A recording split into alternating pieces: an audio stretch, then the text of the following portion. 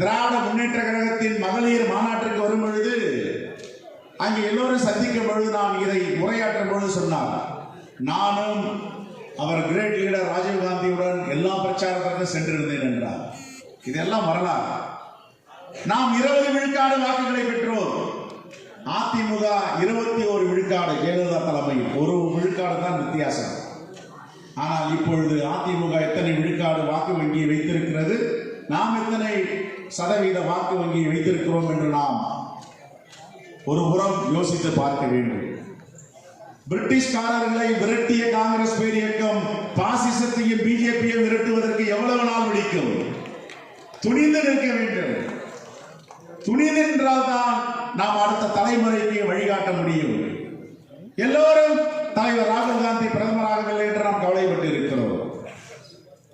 காங்கிரஸ் காரிய கமிட்டியில தலைவர்